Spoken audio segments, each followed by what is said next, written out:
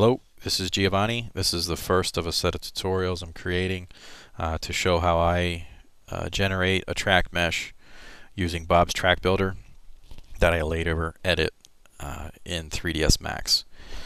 Bob's has some pretty nice tools. You can make your tracks as detailed and as authentic as you want.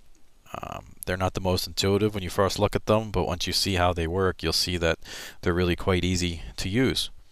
Assuming you already understand how to make a closed loop track in Bob's, if you don't, I recommend you go to Bob's Track Builder's website and look up the video tutorials there.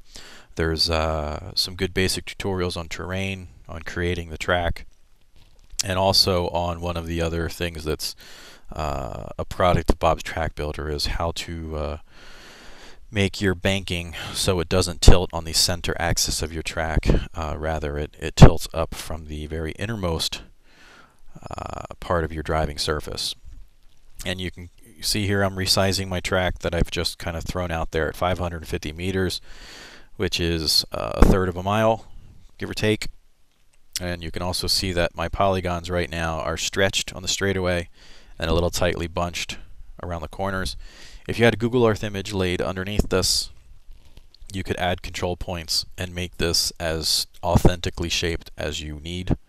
But for now, I'm just going to show a real basic oval. I'm going to pull my control bars in a little bit here. I don't know what the exact name is for those pink bars, but that's how you edit the shape of the track around the control point you're adjusting. So now I have some polygons that are a little more evenly spaced, and you can see that right now our control points are right dead center of our mesh.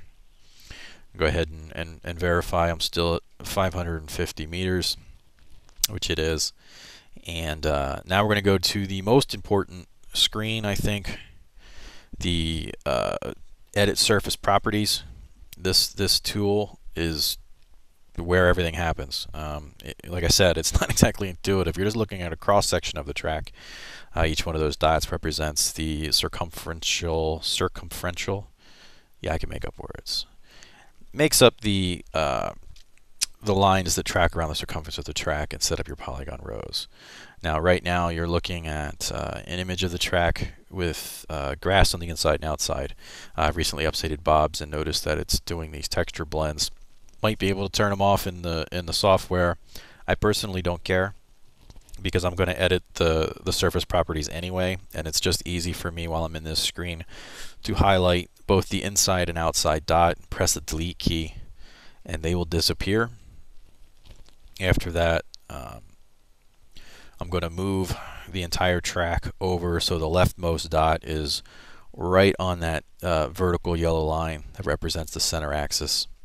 And that's going to make, so there I've just deleted the outside. I've selected all the dots, pressed shift and dragged with my mouse, and put that guy right on the intersection of my yellow, my X and Y axis.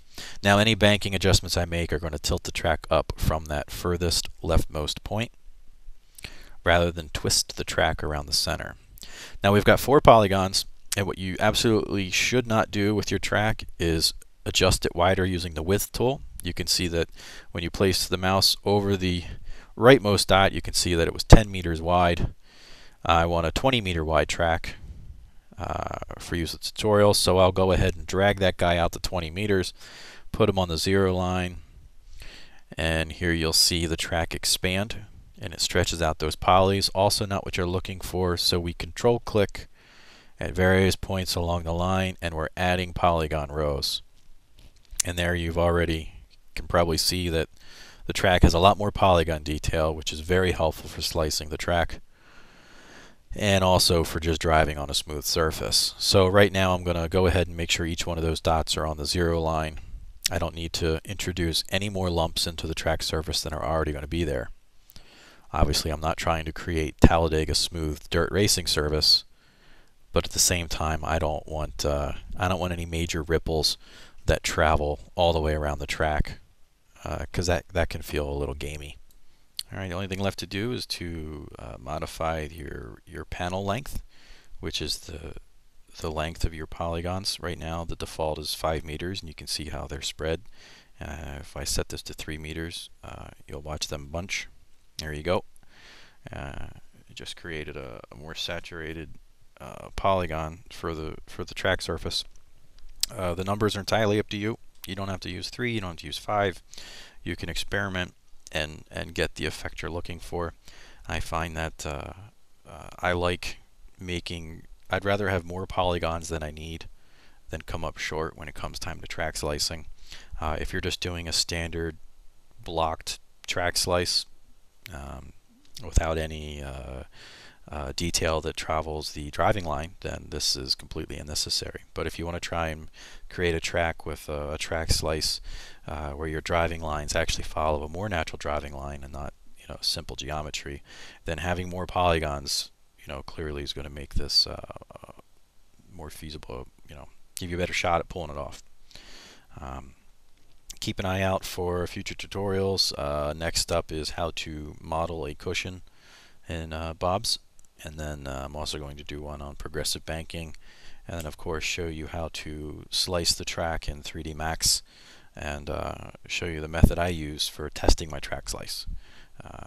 So I hope that was helpful, and have fun making tracks. Good luck.